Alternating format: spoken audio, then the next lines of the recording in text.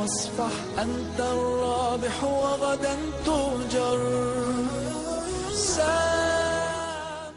يسألونك عن الأنفال قل الأنفال لله والرسول فاتقوا الله وأصلحوا ذات بينكم وأطيعوا الله ورسوله إن كنتم مؤمنين. بسم الله الرحمن الرحيم، والصلاة والسلام على خير خلق الله أجمعين، نبينا محمد صلى الله عليه وسلم. أيها الأحبة الكرام، السلام عليكم ورحمة الله تعالى وبركاته. مرحبا بكم معنا في رحاب برنامج والصلح خير، وفي حلقة جديدة من حلقات البرنامج. برنامج والصلح خير هو لكم ومن أجلكم، من أجل إصلاح ذات البين، مع فضيلة الدكتور سعيد بويزري. نصلح ذات بيننا في حلقات برنامج والصلح خير، وعلى المباشر وعلى مدار ساعة و20 دقيقة نعرض القضايا، خلافات، نزاعات بين الناس، بين أفراد الأسرة الواحدة أو بين أطراف أخرى، ثم ندقق في تفاصيل هذا الخلاف، وفي نهاية المطاف نقترح عليكم أفضل وأنجع الحلول، ألا وهو إصلاح ذات البين. مرحبا بكم مجددا، مرحبا بكل من يتصل بنا، من يتواصل معنا، مرحبا بمن أيضا يلتقطنا عبر الأقمار الاصطناعية. نرحب أيضا بالجالية المسلمة في المهجر، ولكم مني تحية الفريق التقني العامل معنا هذا المساء. في هذه السهرة نتواصل دائما في موسم أردناه أن يكون بعد بسم الله الرحمن الرحيم ولا تنازعوا، صدق الله العظيم. وفي هذه الحلقة الخاصة التي تتعلق بذوي الاحتياجات الخاصة.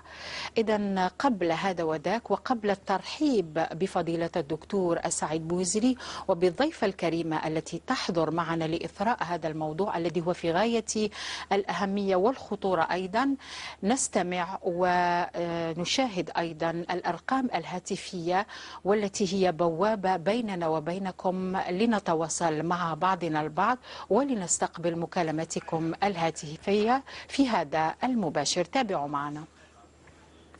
مع برنامج والصلح خير نضع تحت تصرفكم العناوين والأرقام التالية عبر البريد الإلكتروني صلح@suntv.dz، كما يمكنكم الاتصال ببرنامج والصلح خير على المباشر 021 39 43 43 021 39 42 42.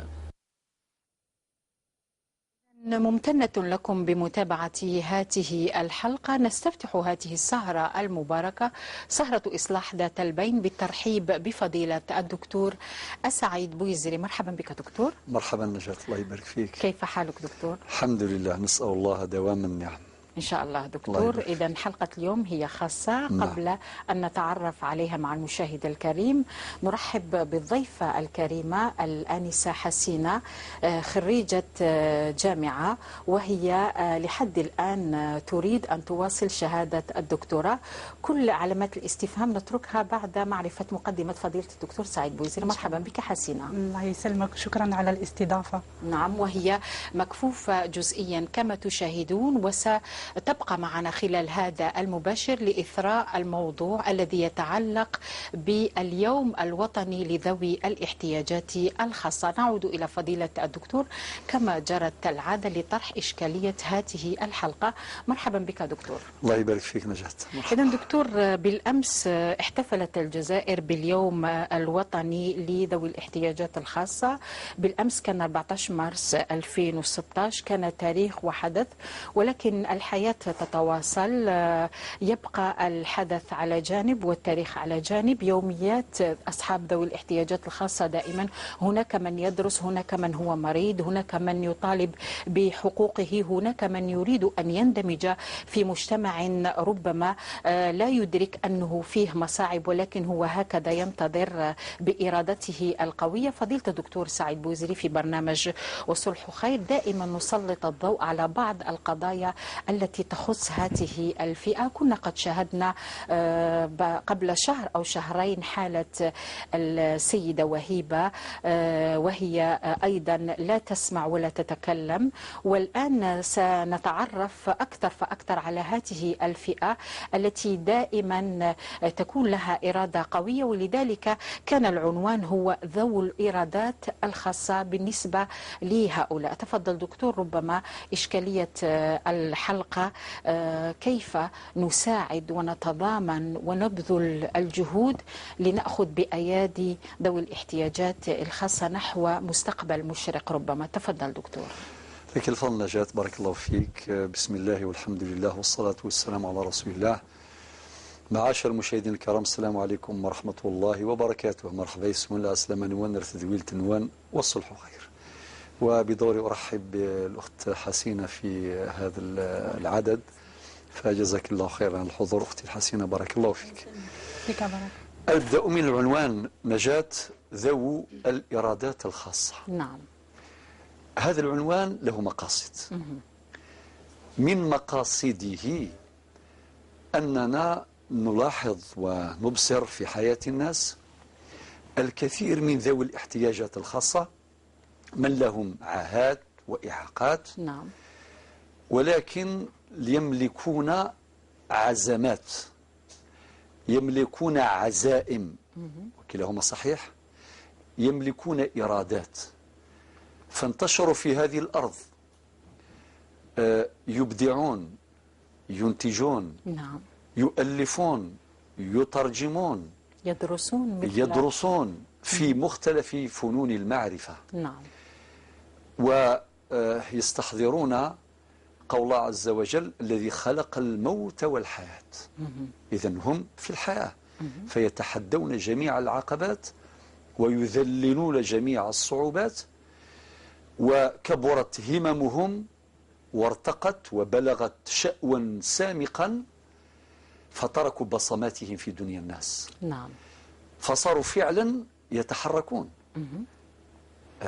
يمكن أن نقول المعاقون يتحركون كما تحدثنا ابن الأيام عن الصم يتكلمون. نعم. ولكن يتكلمون بلغة الإنجاز، يتكلمون بلغة الإنتاج. إذن الذي يقرأ التاريخ يجد أسماء لامعة، يجد قناة عالية جدا. نعم.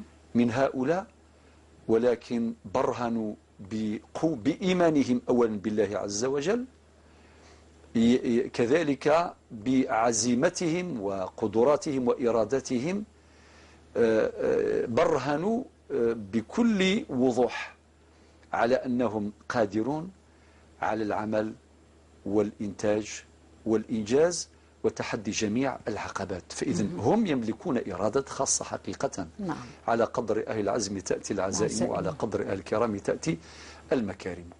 وقال شاعر آخر وهو المتنبي أيضا في بيت آخر: كذا المعالي إذا رمت تدركها فاعبر إليها على جسر من التعب. ويقول أيضا: إذا غامرت في شرف مروم فلا تقنع بما دون النجوم، فطعم الموت في أمر حقير كطعم الموت في أمر عظيم. وقد قال ربنا في أوائل سورة الملك: الذي خلق الموت والحياة ليبلوكم أيكم أحسن عملا. نعم. الله عز وجل هو المدبر، هو الآمر، هو الناهي، هو الخالق. كل واحد خلقه الله عز وجل كما يشاء الله. إذا المفروض الإنسان يرضى بقضاء الله وقدره، يرضى بقضاء الله وقدره، وعليه أن يستثمر ما أعطاه الله عز وجل من مواهب ومن نعم. نعم. إذ أن الله يحب أن يرى أثر نعمته على عبده. نعم. ولكن نجد أناسا من ناحية الجسمية الخلقية يعني ما في ولا عيب. نعم. ولكن عندهم عيب كبير، إعاقة ذهنية، إعاقة على مستوى العقل، على مستوى الفكر. نعم. ولكن نجد آخرين عندهم هذه الإعاقات، مرحبا باللي أعطى الله، ولكن يجتهدون يكدون ويعملون. ذو الإرادات الخاصة. هؤلاء. نعم. دعيني أبدأ بظاهرة هذه الإعاقات. كثرت في عالم اليوم، ومن أسبابها الحروب، من أسبابها الأمراض الفتاكة. نعم. التأخر في علاج بعض الأمراض. نعم. فالتكفل البطيء بمثل هؤلاء ببعض الأمراض ببعض المرضى يؤدي في كثير من الأحيان إلى حصول إعاقات جزئية أو كلية. وكذلك هناك بعض الإعاقات سببها يعني وراثي، فندخل في هذا المجال المهم. وحوادث المرور، نعم، هي تحدثنا عن هذا الموضوع مرارا. كم من حادث مرور أدى إلى إعاقات وعاهات كثيرة جدا. حتى أنه دكتور من المفروض كان راح يأتي أيضا ضيف استضيفه في برنامج الصلح خير، وهو على كرسي متحرك. قال لي ما نقدرش نجي، تمنيت أني نجي ولكن ما كانش شكون يجيبني. هذا أيضا مشكل. صحيح. نعم. لذلك سأسلط الضوء بعض المشكلات. نعم. والله هذه الأيام مع تذكرت وقت تسألين نجاة. نعم.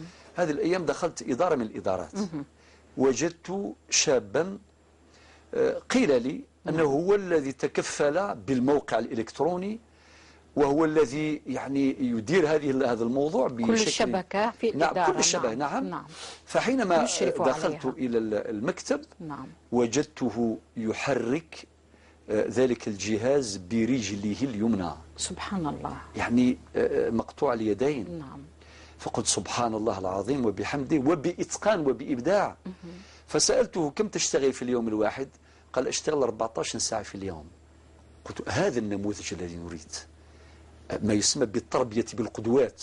التربية بالقدوة، لا يمكن أن تتغير القناعات إلا بالقدوات. نعم. بعض الناس ينظرون إلى هؤلاء نظرة احتقار، ونكون واقعيين. سأذكر بعد حين بعض المشكلات التي يعاني منها هؤلاء. نعم. طيب، من ناحية الشرعية مقررات الشريعة، وأقولها باختصار، سواء في الكتاب أو في السنة النبوية المطهرة، وفي أقوال الصحابة، في أقوال السلف الصالح، وفي أقوال فقهاء الإسلام الأعلام. نعطيك خلاصة. نعم. من هذه الخلاصات ضرورة توفير أسباب الرعاية والحماية لهؤلاء بجميع صورها، سواء تعلق الأمر بالحماية النفسية بعدم التجريح في هؤلاء، بحسن التعامل مع هؤلاء، بتيسير اندماجهم في المجتمع، وكذلك الرعاية الصحية البدنية الجسدية، وتذليل العقبات التي يعانون منها، وكذلك توفير العمل المناسب لهؤلاء. نعم. العمل المناسب لهؤلاء. نعم. فالرعاية بجميع صورها مقررة في شرع الله عز وجل في الكتاب والسنة، وفي أقوال الصحابة، وفي أقوال الفقهاء كما ذكرت. من ناحية القانونية هناك اتفاقات دولية على مستوى العالم. نعم. نصت على ألوان من الرعاية لمثل هؤلاء. نعم. وبالمناسبة الكثير من الاتفاقات الدولية صادقت عليها الجزائر، والجزائر من الدول التي صادقت كثيرا على الاتفاقات الدولية. نعم. بل أكثر من ذلك، أن المعاهدات الدولية التي تصادق على الجزائر في نظر الدستور الجزائري تسمو على القانون. إذن في دستور 89 المعاهدة الدولية تحمل نفس المرتبة التي يحملها القانون الموضوعي الصادر من البرلمان. نعم.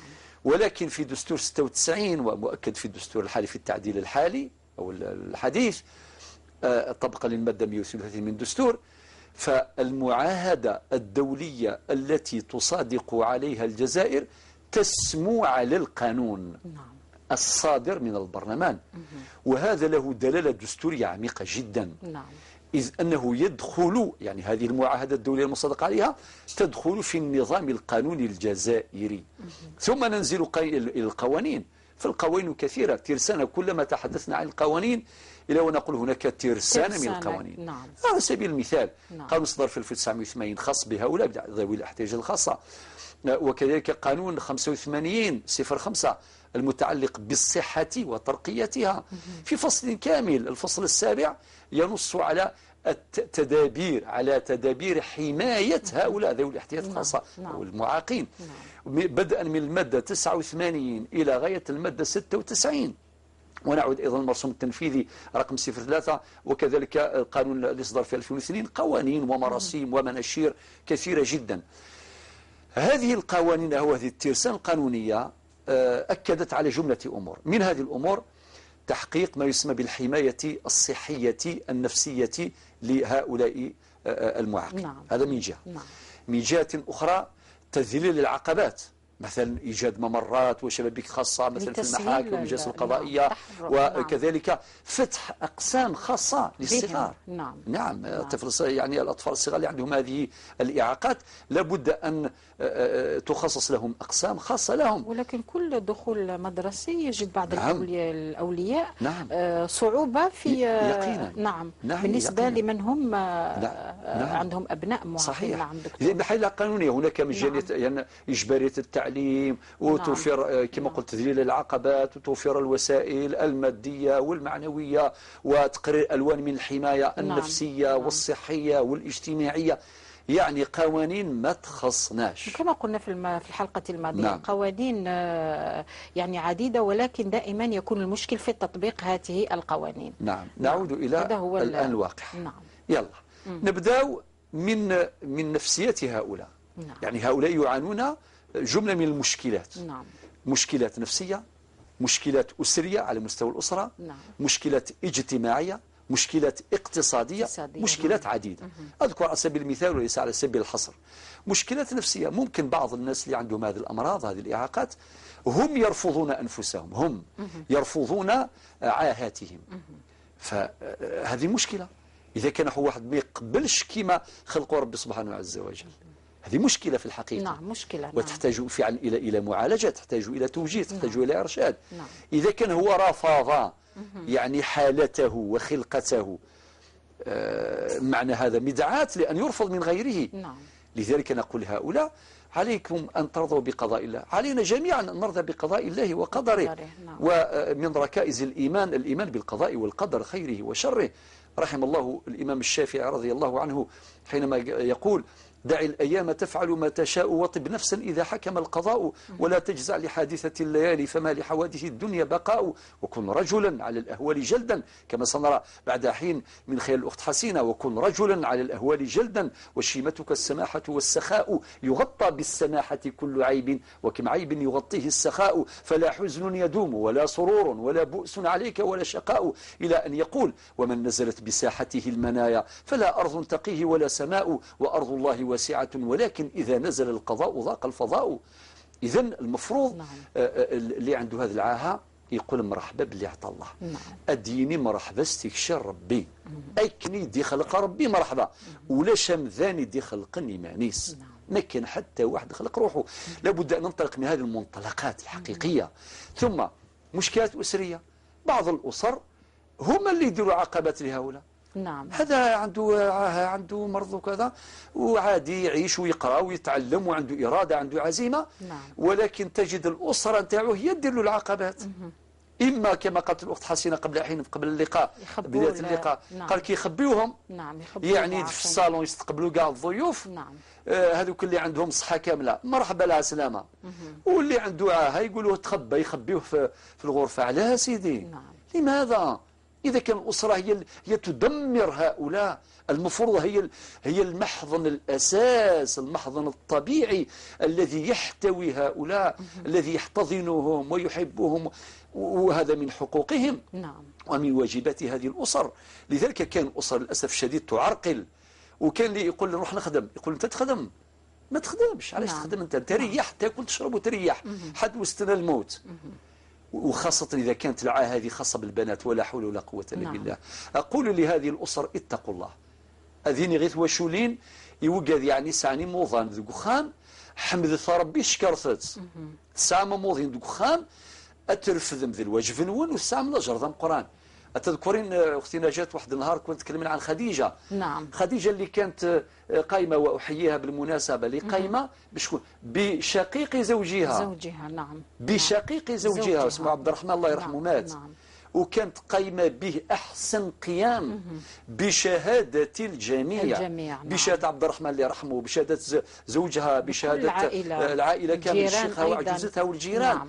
كانت تخدمه وتتفنن في خدمته.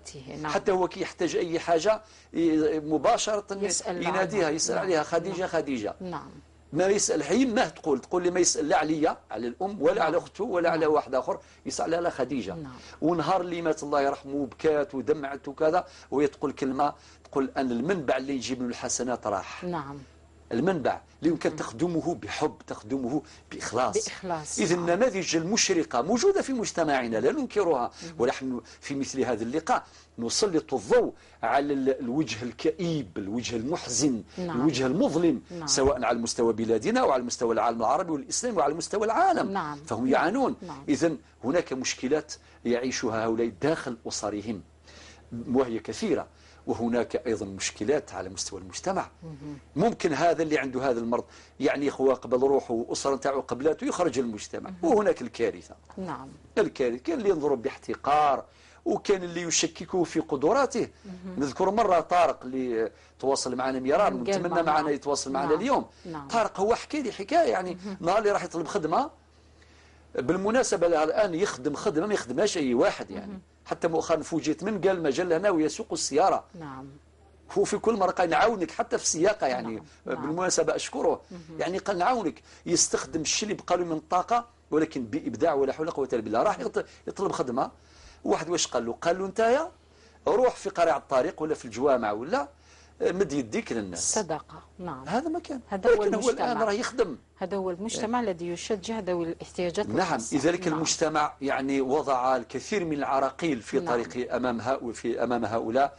أسأل الله أن يغير حالنا إلى أحسن حال، وقد قال ربنا في القرآن إن الله لا يغير ما بقوم حتى يغيروا ما بأنفسهم. بارك الله فيك دكتور. نعود إلى المشاهد الكريم. أذكر فقط بالأرقام الهاتفية التي تشاهدونها في أسفل الشاشة بين الحين والآخر: 021 39 42 42 021 39 43 43. ومن أراد أن يتصل من خارج الوطن ما عليه إلا أن يستعمل 00213 شعار هذا الموسم ولا تنازعوا. إذا نعود لاكتشاف الضيفة التي هي موجودة معنا في استوديو برنامج والصلح خير لإثراء موضوع في غاية الأهمية، ألا وهو ذو الإرادات الخاصة. بالمناسبة نعود للترحيب بها مرة أخرى.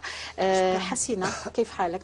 لا بأس الحمد لله. راكي تحسي روحك مليح؟ لا راني هايلة الحمد لله. الحمد لله. مرحبا بك مجددا في برنامج الصلح خير. شكرا على الاستضافة. يسلمك حسينة، مرحبا بك. حسينة، إذا أنت خريجة معهد الترجمة بجامعة الجزائر ومتحصلة على ليسانس وماستر في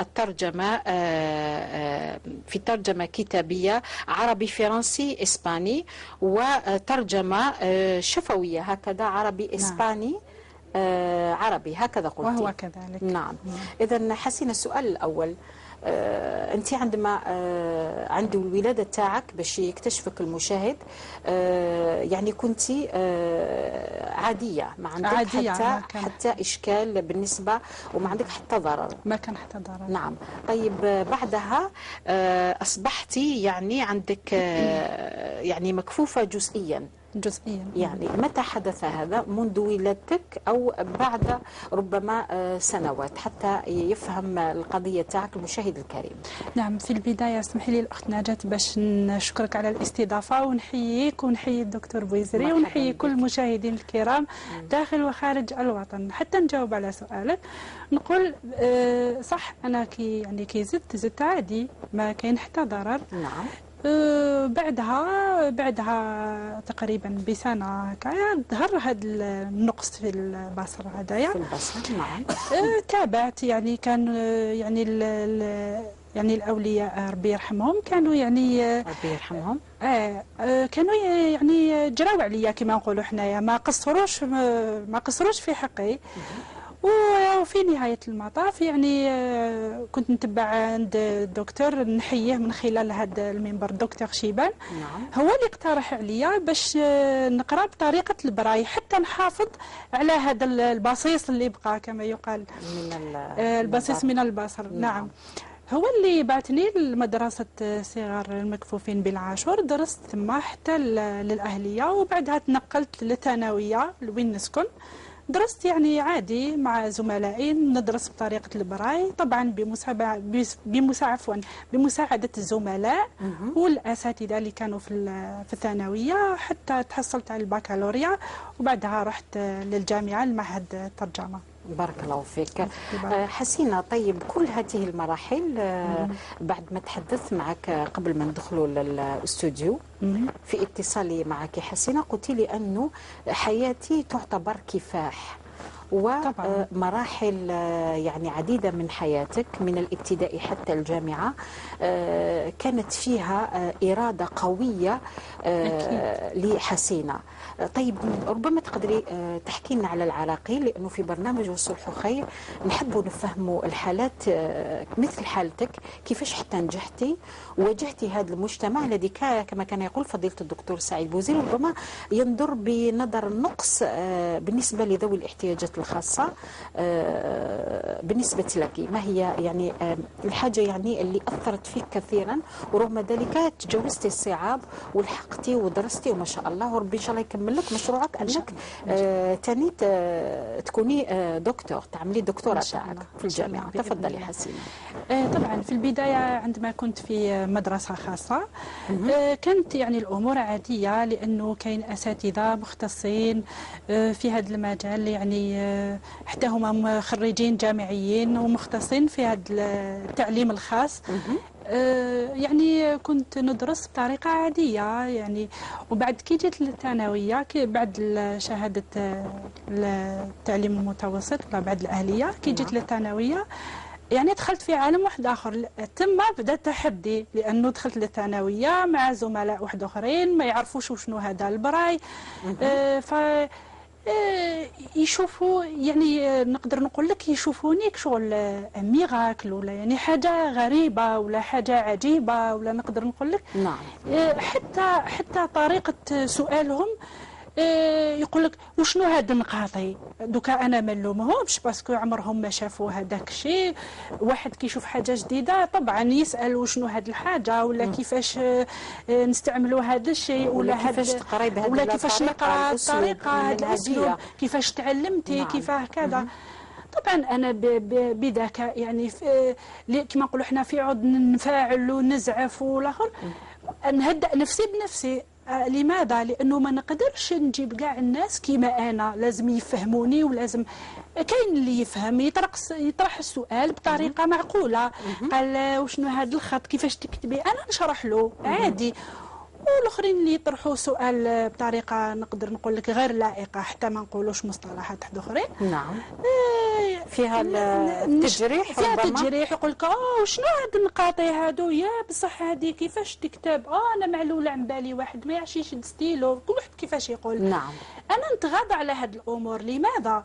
لانه لو كان نتبع هاد ردود الافعال وهاد التصرفات كامل معناتها ما ندير والو، نقعد غير نسمع الناس قالوا والناس شافوا والناس كذا كذا، يعني معناتها ما نتقدمش في المشوار تاعي، نقعد غير نعس فلان قال لي كذا وفلان. حتى الاساتذه، حتى من ماشي كلهم، حتى من الاساتذه يدخل هكا يقول لي انت يا على ما تروحيش المدرسه خاصه. انا كنت نقول لهم يعني كنت نقول الاستاذ تاعك في القسم يقول لك علاش ما تروحيش المدرسه خاصه. كاين بعض الاساتذه قالوها سامحهم الله، يعني يجي هكايا يدخل القسم السلام عليكم. انا نبادر، يعني كنت في الثانويه في سنه اولى ثانوي، كل ما يدخل استاذ انا الاولى اللي نبادر نقول له يا استاذ فوالا انا نكتب اون براي، لازم كي تكتب في الطابلو تكتب وتهضر باش نقدر انا ثاني نتابع، باش نقدر انت تروحي تتكلمي معاه وتوضحي له. انا نوضح له، لانه في المدرسة الخاصة اللي كنا فيها قبل ما نتخرجوا كانوا وصاونا الأساتذة تاعنا نشكرهم من هذا المنبر، كانوا يقولوا لنا ويحفزونا دوكا انتم راكم رايحين الثانوية لازم تكونوا كيما الآخرين ولا خير من الآخرين. يشجعونا طبعا. انتم ما خصكم والو، عندكم صح ربما الإنسان يكون مكفوف ما يشوف والو، ولا مثلا مكفوف جزئيا، ولكن عنده فكر، يقدر يفكر، يقدر يقرأ، يقدر يعني يتقدم. وعندنا طيب حسينا نقعدوا في التشجيع، لأنه في البرنامج دائما طبعا عندنا اتصالات باش ناخذ الاتصال ونشوفوا شمس الدين الذي اتصل من ولاية جيجل. نرحب بك سيد شمس الدين. انقطعت المكالمة سعيد، إذا كان انقطعت المكالمة بالنسبة لشمس محمد من ورقلة، شمس الدين يعاود الاتصال. عليكم أن تتفهموا فقط أنه حسينة ما نقدرش نوقفها، يعني راهي تتحدث بواحد الإحساس وبواحد الشعور وبواحد الإرادة، معليش نخليوها تتكلم على جزئيات من المراحل والصعوبات في حياتها. محمد من ورقلة، السلام عليكم أخي الكريم. محمد أين محمد سعيد؟ طيب شمس الدين ومحمد حاولوا الاتصال مرة أخرى. طيب حسينة، هاد العراقيل يعني خلاتك تبذلي مجهود آخر وتكون عندك إرادة قوية لتحدي كل هذه الصعوبات. طبعا لازم. طيب من الناحية الأسرية هل هناك كان تشجيع؟ وربما فضيلة الدكتور راهو يتواجد معنا، ربما الدكتور تحب تطرح لها سؤال ولا باش تحكي أيضا هي وتعبر عن كل مشاعرها وأحاسيسها في برنامج الصلح وخير. برنامج اليوم لك يا حسينة. شكرا دكتور بارك تفضل. الله لك، تفضل. نعم. نجاة، في الحقيقة دائما هناك من يشجع ويدعم ويساعد، وهناك من يثبط، كلاهما موجود. نعم. الآن سؤالي ما قالت الأخت نجاة بالنسبة للأسرة، هل الأسرة نتاعك يعني كانت مساعدة لك والانتوراج كامل عائلي أم المكالمة أولا؟ المكالمة ثم نعود إلى حسينة. يعود لا ربما يقول سعيد عمر من ولاية سطيف. السلام عليكم أخي الكريم. مرحبا بك عمر، راك معنا في برنامج الصلح خير. الحلقة اليوم حول موضوع في غاية الأهمية، ألا وهو ذوي الاحتياجات الخاصة، والعنوان ذوي الإرادات الخاصة. نعم، عندك تدخل في هذا المجال عمر؟ نعم. الرقم الهاتفي معلش. عمر ما عندكش انشغال، تبحث فقط عن الرقم. خذ رقم 026 12 74 41.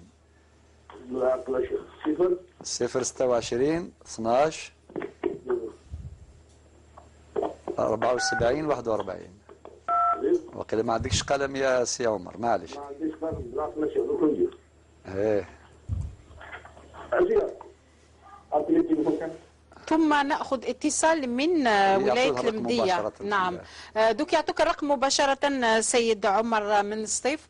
رجاء وليس أمرا، من فضلكم من أراد أن يبحث عن رقم الدكتور يجده في العارضة التقنية. قالوا شكون التقنيين معنا يعطيكم مباشرة بدون ما تمروا على المباشر، لأنه كاين أسئلة تنتظر هكذا منذ الساعة 9 مساء. مرحبا بك بوسيلة من ولاية المدية، السلام عليكم. السلام ورحمة الله وبركاته. الحمد لله، مرحبا بك أخي الكريم في برنامج والصلح خير. إن شاء الله. عندي نهضر مع الشيخ. نعم تفضل تفضل. مرحبا. مع سعيد بوزري. نعم مرحبا بك. تفضل. أنا في الاستماع، تفضل. تفضل. عندي واحد القضية بالعربية، أنا في شحال خاطر نعيط لكم وما حكمتكمش. نعم. عندي قضية تاع ورث تاع الأرض. استثمر الزمن. أيوة. الميراث. أها. قضية تاع الورث هذه، رحت انا كي بابا ميت قبل جدي وهما شهداء في زوج.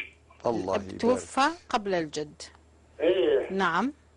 اما اللي رحت لعمومتي قلت لهم يا ودي اعطوني حق لا نورث معاكم، قالوا لي لا ما توريش انت يا بابا ميت قبل جدك. وهما بالعربيه قلت لهم يا ودي بابا شهيد وحارب على الوطن، واليوم تقولوا لي ما عندكش. قالوا لك ما عندكش حق. نعم. ايه. ماني حبيت انا نحكم على التليفون تاعو مباشره، ولا المضرب اللي هو فيه يسكن فيه نوصل ليه. نعم.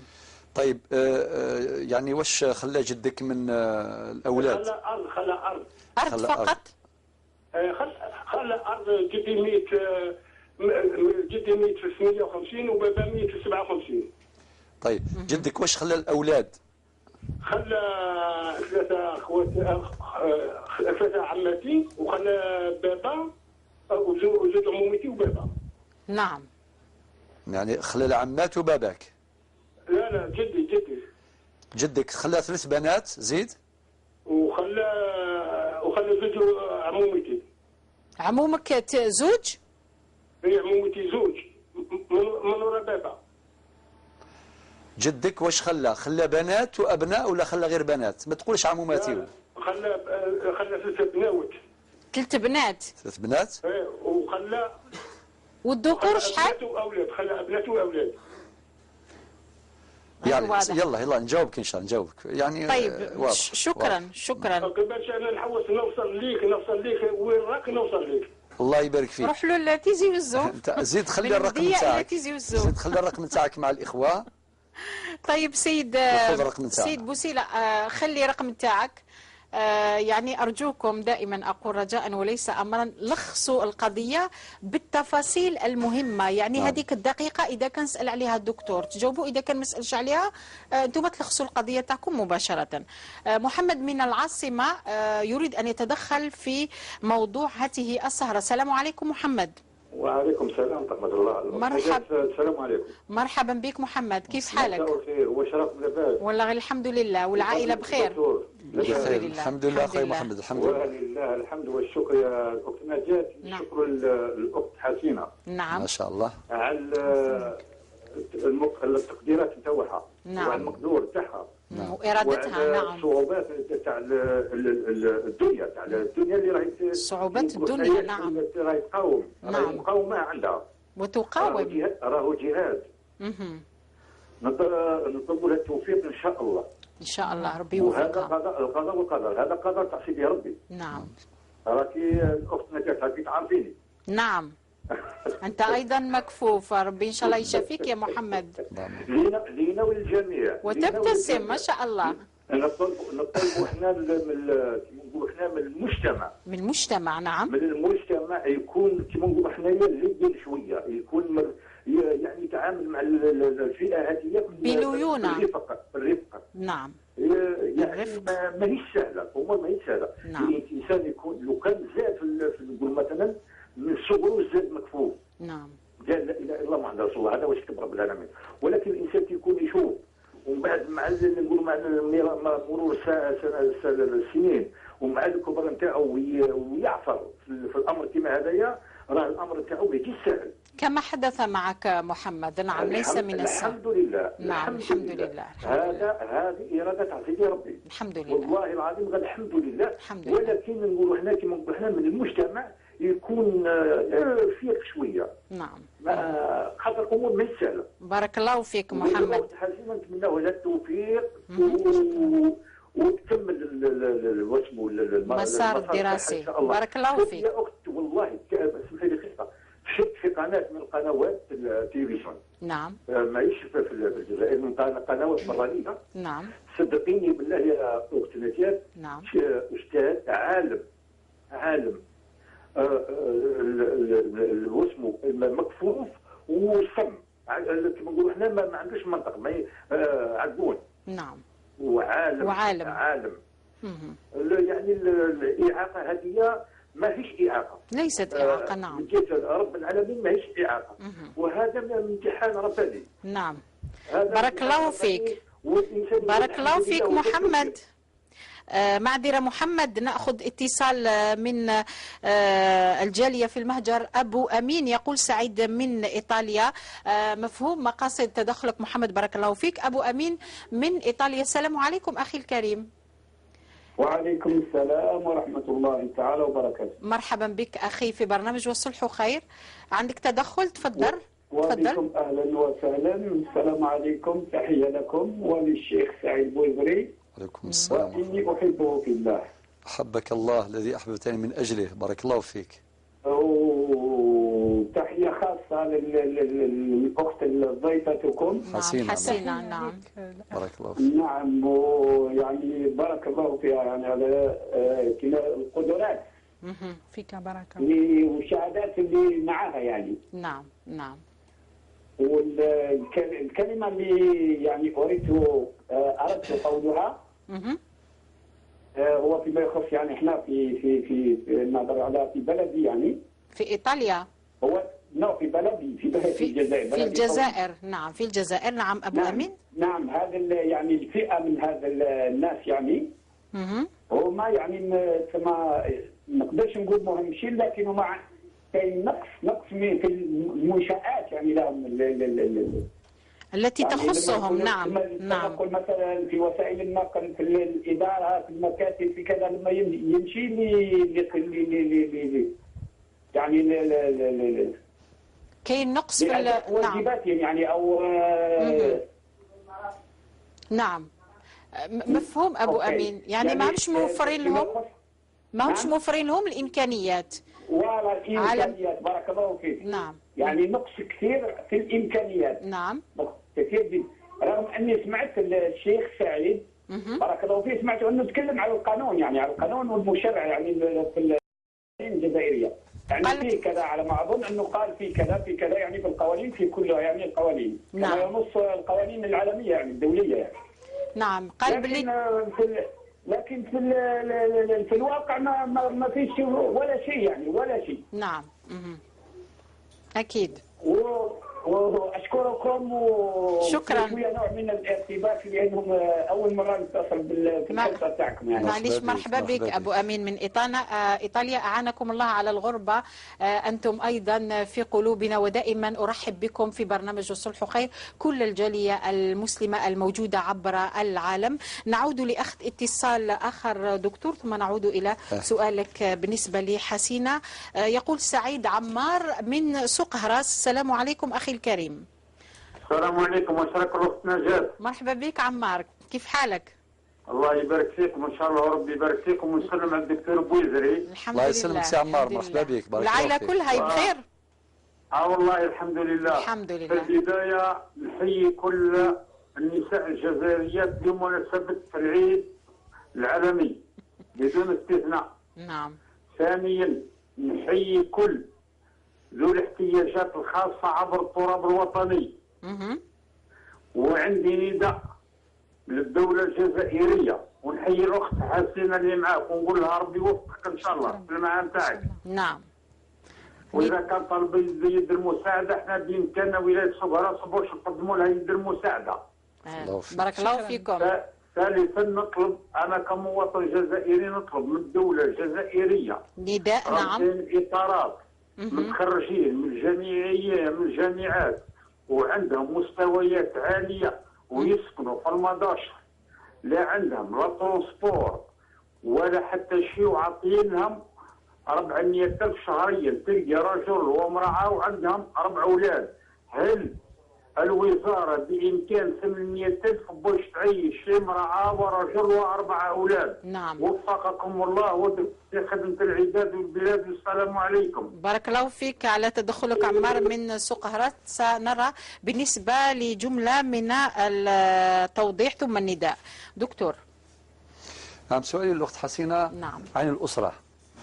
لماذا؟ لانه الاسره قادره تعطي طاقه نعم. وقوه وامل اللي عنده مثل هذه الاعاقه. فبالتالي يعني يستثمرها خارج الأسرة، يعني في المجتمع. نعم. وكما قال الإخوة يعني، وسنعلق على تدخلاتهم جزاهم الله خيرا، عقبات كثيرة جدا وفي جميع المستويات. نعم. وهناك عقبات ومشكلات. حبيت أقول لك الأسرة نتاعك يعني باش توجهي رسالة كيف كنت في داخل الأسرة وكيف تعاملت الأسرة معك. طيب شكرا دكتور على السؤال.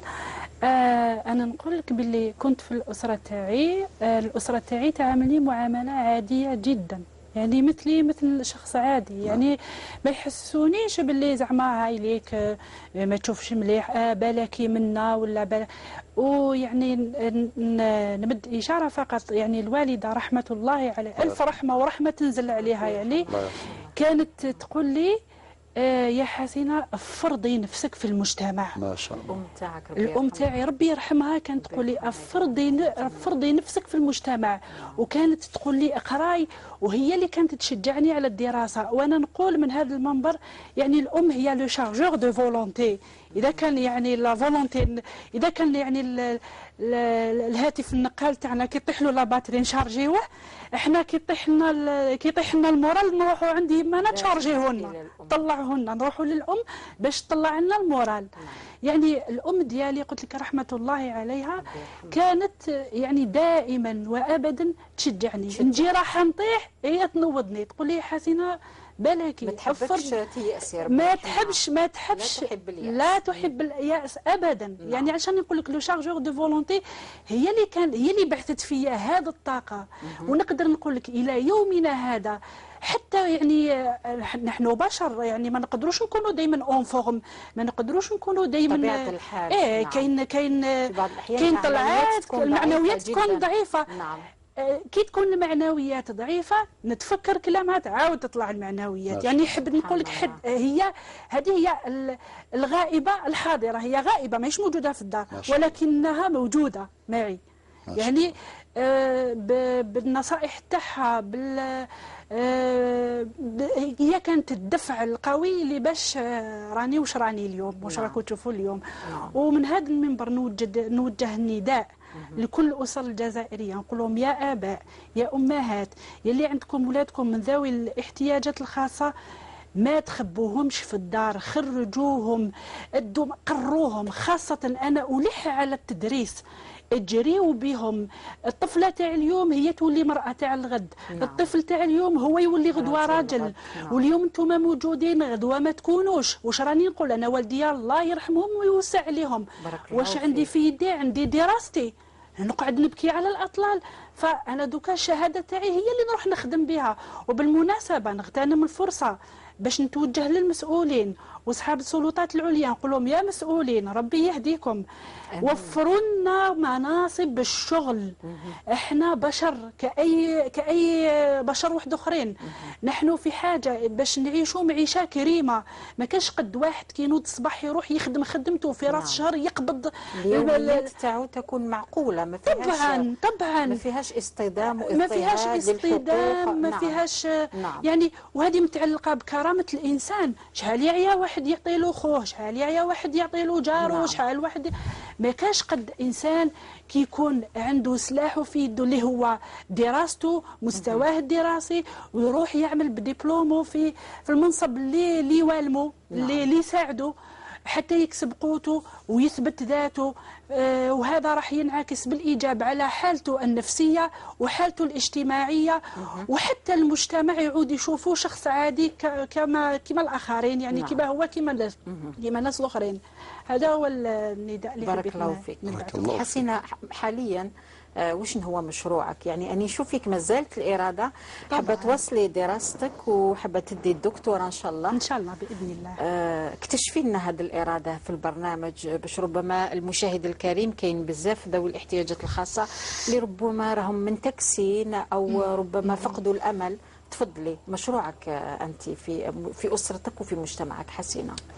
طبعا أنا الآن راني نفكر في مشروع الدكتوراه، لأنه حتى الدراسة نعتبرها مشروع. يعني نخمم في الدكتوراه ماذا بيا نكمل الدكتوراه تاعي، وماذا بيا تاني منصب شغل. يعني هذا هو الطموح تاعي حاليا. وبليتار إن شاء الله لما لا مشاريع، لما لا نكون أنا صاحبة مشروع، لما لا إن شاء الله. يعني مشروع في الترجمة، مشروع عندي أفكار كثيرة إيجابية. لما لا أستاذة في الجامعة؟ إن شاء الله. لماذا؟ لما لا؟ نعم. يعني هذا ما يمنعش كما نقولوا حنايا المخ اللي خدم كاع هاد السنوات اللي قرا كاع القرايه ما راحش يحبس. نعم. الان بالعكس ربما انطلاقه اخرى حسينة. انطلاقه اخرى، انطلاقه جديده. ان شاء الله. يسلمك ان شاء الله ربي يوفقك. حسينة قبل ما ننهيو معك الحوار في برنامج الصلح وخير، قلتي بانه عندك ليسانس وماستر دكتور في الترجمه الكتابيه، عربي فرنسي اسباني. إذا أنت تعرفي 3 لغات. إيه طبعا. 4 لغات، القبيلية والأمازيغية أيضا. نعم. قبل ما نخلوك تتركي ربما البلاطو، ولكن حتبقي في قلوبنا حسينة. كيفاش نقولوا باللغة الإسبانية والصلح خير؟ بالإسبانية digamos reconciliación es mejor. es mejor. بارك الله فيك. وفيكي بركة. ممتازة. شكرا. هذا من ذوقك يا الأخت نجاة. بارك الله فيك. ربما بركة. عاوديها برك باش الناس اللي يعرفوا. والصلح خير. reconciliación es mejor. بارك الله فيك. مترجمة حتى في النطق ما شاء الله. نعم، ويكون إن شاء الله الصلح خير، إن شاء الله. وصلح خير لك أيضا إن شاء الله، إن بما شاء أنك الله. عندك هذه الإرادة القوية. وإياك. إن شاء الله زيدي تتجوزي تحديات إن شاء الله كثيرة بإذن الله. بإذن الله تعالى. ربما كلمة أخيرة للدكتور، ربما دكتور تحب تسألها أو توفقها أو تشجعها. نعم والله أنا نقول لها دكتور. بارك الله فيها الحضور، ورسائلها رسائل مهمة، لكن ممكن أعلق عليها بعضها بتخفيف. يعني أولا بالنسبة للأم، أي اتصال وقفين يا نجاة؟ لا مش اتصال، معي سعيد. نعم. سلمي على سعيد. قالي قالت لك لا ريكونسيلياسيون اسمي خور، يعني وصلكم قلت لها جراسيا شكرا. نعم. ايه وخال سعيد، يعطيك الصحة سعيد، بارك الله فيك. يعني الحضارة الأندلسية دكتور. أي نعم. فضلت أنها تتكلم إسباني لأنه فرنسية. أو نطلبوا مع بعض خدمة، شوف مع ترجمة البرنامج إن شاء الله. إلى اللغة ربما الإسبانية. الجالية المسلمة في المهجر في إسبانيا أو في فرنسا أو نعم في إيطاليا اتصل أبو أمين. نعم الله يبارك، ما شاء الله. نعم. فتعليقي سبحان الله، شوف يعني الوالدة نتاعها ربي يرحمها كي قالت لها فرضي نفسك ما شاء الله يعني في المجتمع. قالت الآن هي غائبة ولكنها حاضرة. وصية دكتور، تعتبر وصية. وصية نعم. وصية. فكيف يعني تأخذ الطاقة، يعني تستمد الطاقة من هذه الكلمات باش نفهموا بلي الكلمة الطيبة يا ناس، أو الكلمة الطيبة تعطي طاقة. ودائما نقولوا الكلمة عمار أو دمار، ممكن تعمر ممكن تدمر. واحد تقول له كلمة طيبة، أو كما قال ربي في القرآن في سورة إبراهيم الآية 24 إلى غاية الآية 27، ألم ترى كيف ضرب الله مثلا كلمة طيبة كشجرة طيبة أصلها ثابت وفرعها في السماء إلى آخره. وبعدين ربي قال يثبت الله الذين آمنوا بالقول، رجع مرة أخرى إلى الكلمة بالقول الثابت في الحياة الدنيا وفي الآخرة، ويضل الله الظالمين ويفعل الله ما يشاء. نقول تعليقنا على واش قالت الأخت حسينة، ماذا بك جميع الأسر تأخذ هذه العبرة. نعم. هي تعطي كلمة طيبة مقوية محفزة اللي عندهم يعني داخل الأسرة، فضلا عن الأجر والحسنات. نعم. أول يبرئون ذممهم. نعم. فهذا واجب أسري، وفي الوقت نفسه يعني عندهم أجر عندهم حسنات، ونحن نحتاج إلى القدوات. في كل مرة أختي نجاة والله أكاد أن أفتي بالكلام هذا، خلاص يعني الناس تهدر هدر هدر. نعم. نريد الميدان. الميدان. نعم. فقط دكتور. الميدان. ربي قال وقل اعملوا، ما قالش وقل قولوا. قولوا. نعم. خلاص يعني الكلام الآن أتمنى الجميع في الميدان وأرجو دكتور أن ينقص الكلام وتكثر الأعمال والإنجازات. نعم. فنتحدث جميعا بلغة الإنجازات. والإنتاج. وقل اعملوا فسيرى الله عملكم ورسوله والمؤمنون وستردون إلى عالم الغيب والشهادة فينبئكم بما كنتم تعملون. داخل جي كنتكلم على الوان التثبيط ده مع الزملاء. هي تكلمت فكرت الشيخ عبد الحميد كشك الله يرحمه، رحمه برحمة الواسع. طبعا هو كان أعمى، ولم يكن أعمى منذ يعني لم يخلق هكذا، يعني كان يبصر ثم ينقص بصره قليلا، ومع التكفل الضعيف البطيء. والقانون بالمناسبة تحدث عن هذا الموضوع في الجزائر وفي غير بلاد الجزائر. لازم التكفل السريع، خاطر هيك واحد مريض وبعدين يخليه يهمل داخل الأسرة أو في المستشفى أو في أي مكان، يجي نهار مسكين يولي صاحب عاهة. فهو يقول لي شخصيا الله يرحمه برحمته الواسعة، قلت كيفاش كنت تقرأ على الوقت هذاك؟ ما كانش البراي، ما كانش. طبعا يعتمد على الذاكرة، يعتمد على الذاكرة. اسمح لي دكتور، كاين نعم. أمثلة واحدة أخرى من هذا النوع. طه حسين، نعم. ابن سيرين، نعم. أبو العلاء المعري، ما شاء الله. يعني ما شاء الله. في وقتهم ما كانش الانترنت، ما كانش الانفورماتيك، ما كانش التكنولوجيا. صحيح. كيفاش يعني وصلوا خلوا هادو بصماتهم. صحيح. هادو ما كانش هم بصح راهم كاينين باش بإنجازاتهم بأعمالهم. أنا نزيد نجدد النداء، نقول لهم الانطلاقه تبدا من الاسره. نعم. انتم يا الوالدين يا الامهات يا الاباء، الا كنت ما شديتش اليد لوليدك ولا لبنتك ما تطمعش بالراي القا يدلعون. لازم من عندك تبدا الانطلاقه، انت اللي تشجع، انت اللي تغرس الافكار الايجابيه، انت اللي تعلم لوليدك ولا لبنتك كيفاش يتكل على روحه، كيفاش يعتمد على نفسه، ما يستناش شفقة الآخرين، لأنه المجتمع تاعنا والله يعني في خطورة كبيرة، يشوفك ما يرحمش. كما قلت لي مقبلة في البريفينغ، قلت لي الناس راهم بعينيهم بودنيهم برجليهم بيديهم وما فهموش متكاملين، فما بالو كي واحد يعني يشوفك غير شويه هكا غير شويه. انا موافقه نقول لهم الدكتور اسمحي لي بك الاخت نجاة، انا موافقه نقول لهم يعني علاش على جال شويه شوفها ناقصه وعد يحبس كامل، لا انا نقارن روحي بالانسان اللي اكثر مني، يعني الا كان انا على جال شويه شوفها كاين واحد اخر ربما ما يتحركش، كاين الناس ما يشوفوش نهائيا. يعني الانسان دائما يحمد ربي، دائما يقول الحمد لله، دائما يفكر بطريقه ايجابيه، دائما يفكر كيفاش يتقدم للقدام ماشي يروح للوراء. ان شاء الله. بارك الله فيك يعني حسينه، موفقه. الله يسلمك. هذا الذي نريد. يعني نريد النموذج، لو تيران نريد النموذج. بارك الله فيك.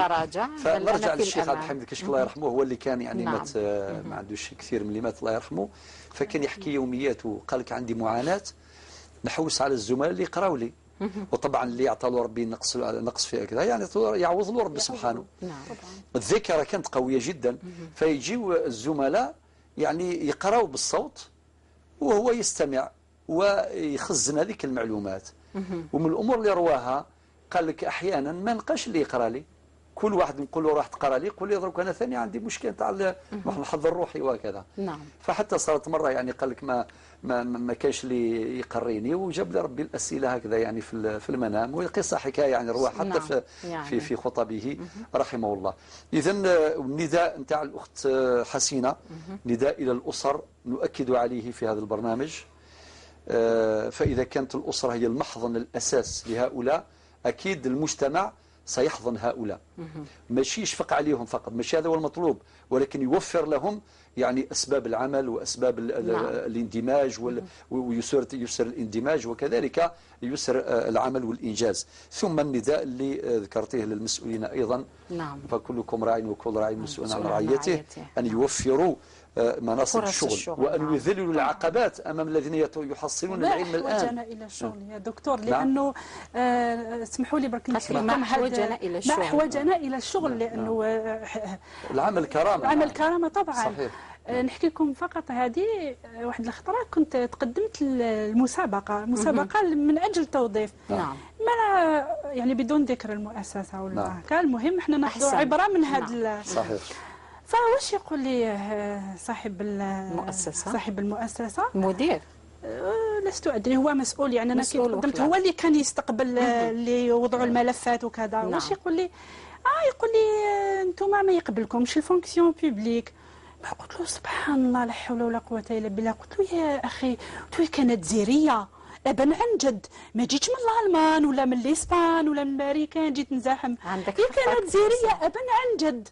سبحان الله كيفاه جدي مات على هذه البلاد ومع تجي تقولي الفونكسيون بيبليك ما يقبلكش. سبحان الله يعني ما لقيتش واش نزيد نقول له فوق هذا. بعد خزرت في صاحبتي قلت لها شوفي، قلت لها الغني الله ورزق الله، ما جات هنايا تجي من لهيه ان شاء الله، يعني تجي من جهه واحده اخرى ان شاء الله تكون فرص عمل ان شاء الله، يعني يفتح لك ربي فرص عمل حسينه. وبعد هاد اسمحي لي اخت نجاة، بعد هاد اللقطه جاتني فرصه باش درت الماستر، مورا هاد الضربه هذه باش درت الماستر ان شاء الله. ومور الماستر يكون العمل وبعد الدكتوراه يكون العمل ان شاء الله، والعمل عباده ان شاء الله، وان شاء الله تلقاي الفرص تاعك. نشكرك كثير على حضورك. نزيد حاجه برك الاخت نجاة نقول لهم للوالدين، خلوا لأولادكم الإرادة، خلوا لهم الأفكار الإيجابية، خير ما تورثوهم الملايير والعقارات وما إلى ذلك، لأنه هذه فانية ولكن العلم ما يفناش. نعم العلم ما يفناش. بارك الله فيك حسينة، شكرا جزيلا. قبل أن تغادر حسينة نعود إلى المشاهد الكريم لمشاهدة هذا الروبورتاج.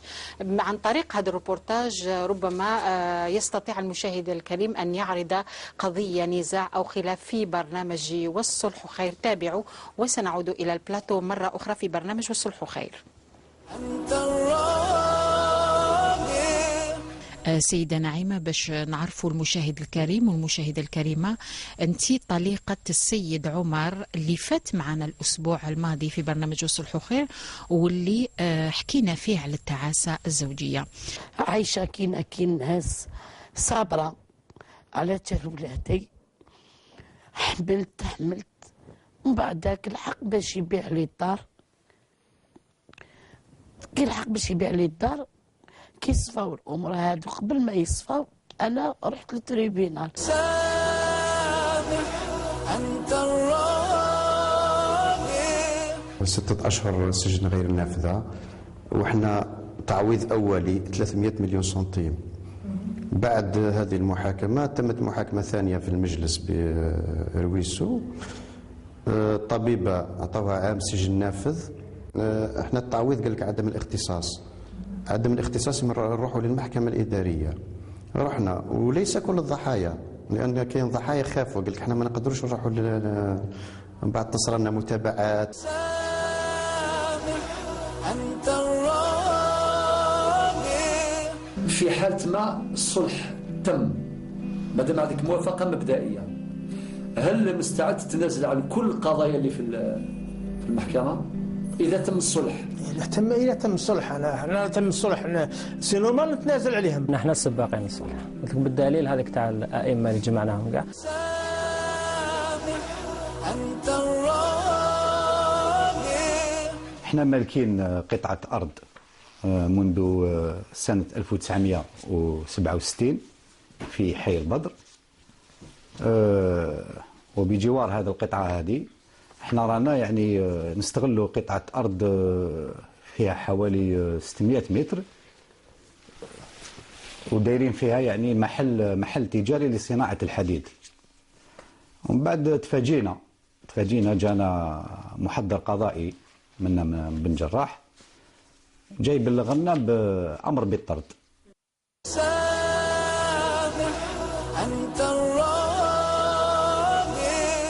إلى كل من أراد أن يعرض خلافا أو قضية أو نزاعا، برنامج والصلح خير يزوركم في بيوتكم لتصوير قضاياكم ولإيجاد حل لمشكلاتكم.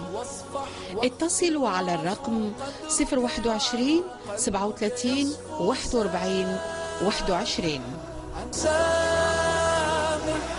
أنت الرابع. نعم، إذا نعود إليكم وفي حلقة هذه السهرة من برنامج وصلح خير ذو الإرادات الخاصة. يرد الدكتور على قضية، لست أدري إذا كان في إمكانية للرد بالنسبة بوسيلة. نعم، يقول سعيد نأخذ مكالمة. يزيد من ولاية تيزي بزو. السلام عليكم يزيد. عليكم السلام ورحمة الله. السلام عليكم وعلى الشيخ سعيد بويزري وشكرا على الحصة تاعكم. العفو، لا شكر على واجب يزيد. نعم تفضل يزيد، عندك قضية. أولا نهنيو ذو الاحتياجات الخاصة على اليوم الوطني تاعهم، وإن شاء الله الدولة الجزائرية تقوم بالواجب تاعها تجاه هذه الفئة من الجزائريين. أنا عندي مشكل، أو الدكتور سعيد بويزري وعنده ملف تاعي وعنده نعم ملف قضائي، مشكل قضائي. ملف قضائي، نعم يزيد. إذا أمكن نتكلم معكم بالأمازيغية. تفضل يزيد. تفضل يا سياسي، تفضل. يمكن أغلينو نسعى نربح هذا الشراع ل 27 يزنا، الذي 42 نربح ل 27 نسعى لاكروس، نسعى كلش. نعم. طريقة التنفيذ ما لقيناش الحل. دوكا مانيش عارف. انايا نطلب من وزير العدل ورئيس مجلس قضاء تيزي وزو التدخل في القضية تاعنا، لأنه في مشكل في طريقة تنفيذ التنفيذ. هناك تلاعب، لأن المحضر القضائي شغل يشوفنا دراهم ما يشوفش قضية. نعم، هناك ربما عرقلة. 27 نعم. صافي دوك المحور القضائي او يشوف فينا دراهم ماهوش يشوف فينا قضيه. نعم، قضية تحولت ربما على حسب رأيك إلى أموال دراهم. طيب طيب سيد يزيد، تواصل مع البرنامج وسيرد الدكتور. دكتور نعم. كلمة أنا مستعد باش نجي الحصة ونجيب لكم الملف تاعي كامل. نعم. والشعب الجزائري يشوف. نعم، بارك الله فيك. نعم، خلي رقم الهاتف تاعك سيد يزيد، سنتصل بك في المستقبل القريب. نعم. شكرا يزيد. بوسيلة من مدية، دكتور قضية الميراث ولكن ما كانش مفهومة عدد الورثة. نعم، ناسي بوسيلة من المدية، تفضل اسمع يا أخي، تابع معنا الجواب. هناك مكالمة. شفيعة من بجاية. شفيعة من بجاية، السلام عليكم. عليكم السلام ورحمة الله وبركاته.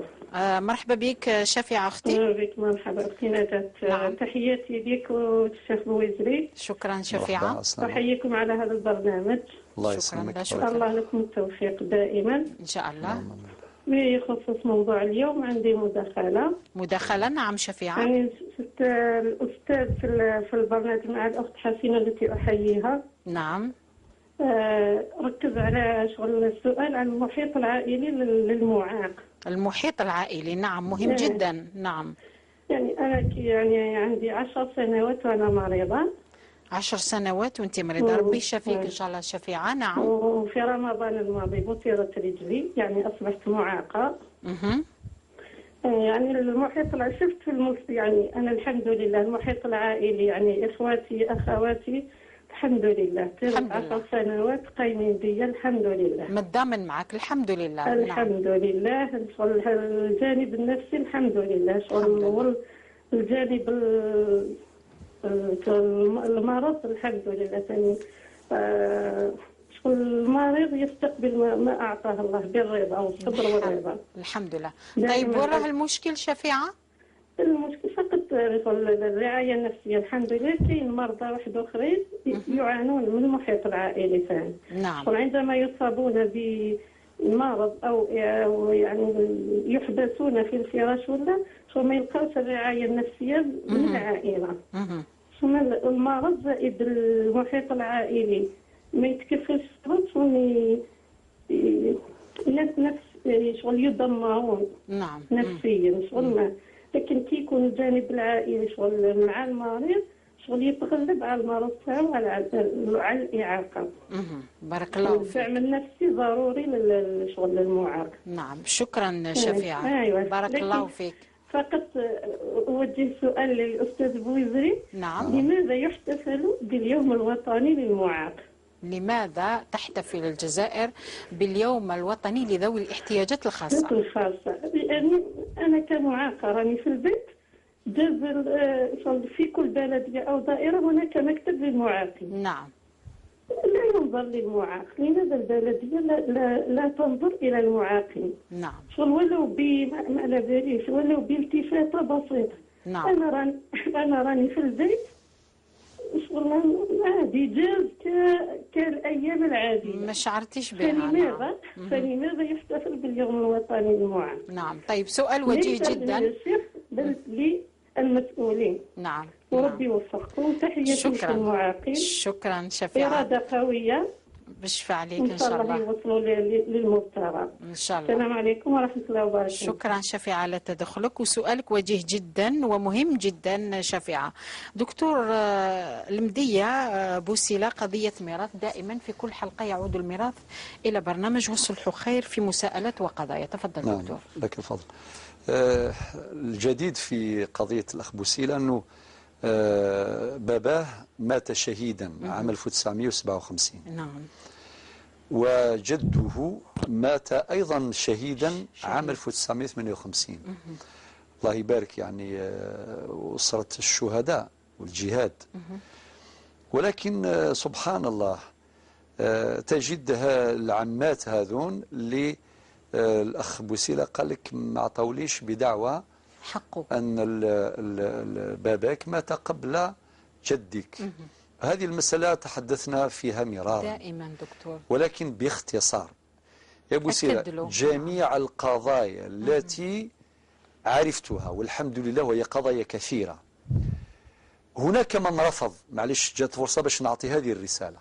هناك حالات كيما هذه يرفضوا، يقول مادام باباه مات قبل جدو ما يديوش، ما يدي حتى حاجة، ما ولاده ما يديوش، يعني الأحفاد هذوك ما يديوش.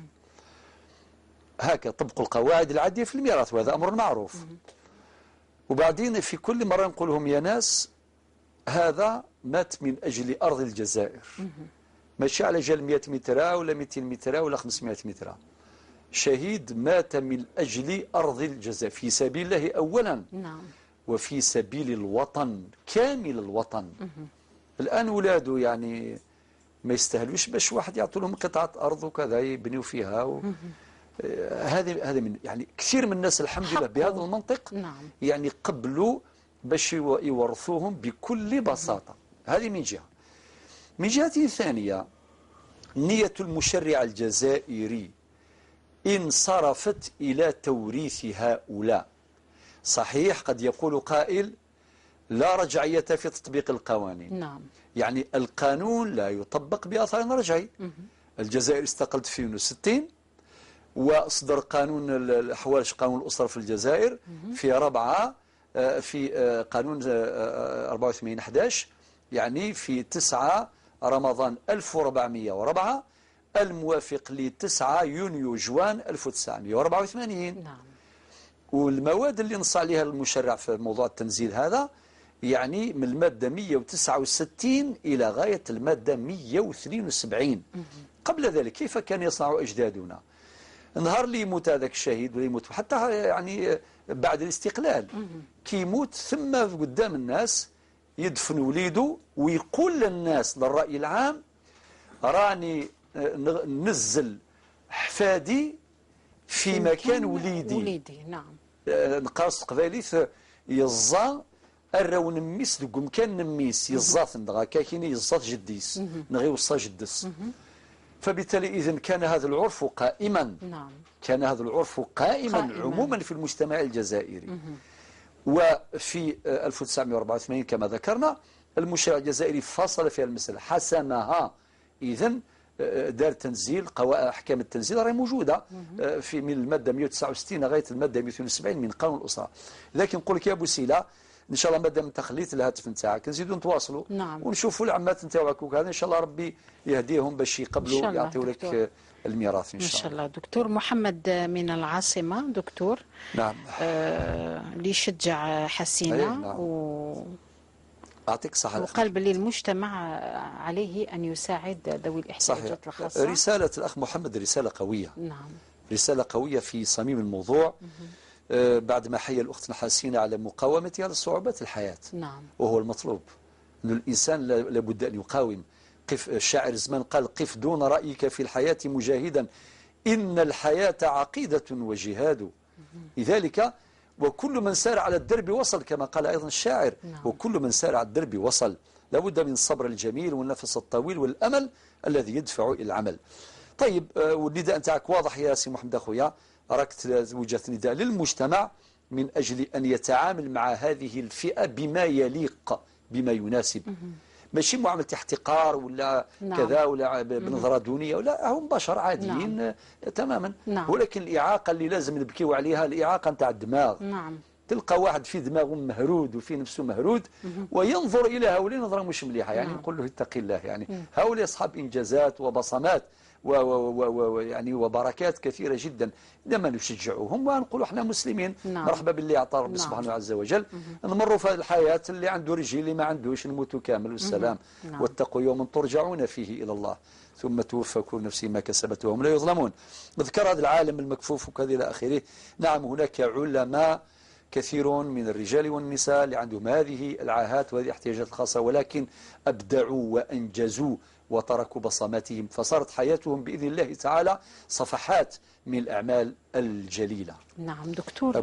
أبو أمين من إيطاليا يقول أنه في الجزائر بلده أيضا هناك نقص في المنشآت، في النقل، في العمل. يقول ربما هذا هو المشكل الأساسي اللي يعيشه المعاق أو ذوي الاحتياجات الخاصة. تفضل دكتور. لك الفضل. صحيح يا أخي أبو أمين، بارك الله فيك. كي نشوفوا للواه القوانين هي موجودة، لو كان وقت الحصة يعني يسمح نحكيوا على كونفونسيون نيفو انترناسيونال على المستوى الدولي، اتفاقات دولية في وقت الحرب وبعد الحرب وآثار الحرب مش عارف فيه، ومصادقات يعني وتصديقات نتاع الدول على مستوى الأمم المتحدة إلى آخر. شيء كبير جدا على مستوى القوانين الموضوعية داخل البلدان. أيضا قوانين، ولكن الواقع إذا كيكون شرخ بين النظري والتطبيقي، لا تيوري لا براتيك، هنا الإشكال. لذلك نداؤك واضح يا أخي يا أبو أمين، بارك الله فيك. إن شاء الله القوانين هذه التي ذكرنا بعضها ستجد يعني من يطبقها في واقع الحياة، سواء على هؤلاء وعلى غيرهم من المواطنين. شكرا لك يا أخي أبو أمين. دكتور عمار من سوق هراس يحيي البرنامج، وكذلك حي حسينة، وقال بأنه هو في ولاية سوق هراس راهم يمدوا يد العون ربما لحسينة، ونداء للدولة ليقول كاين إطارات في الجامعة هم ذوي الاحتياجات الخاصة، ولكن هم في المداشر يعني ما عندهمش جزئيات، ولو كان في حياتهم اليومية جزئيات هكا مشرقة.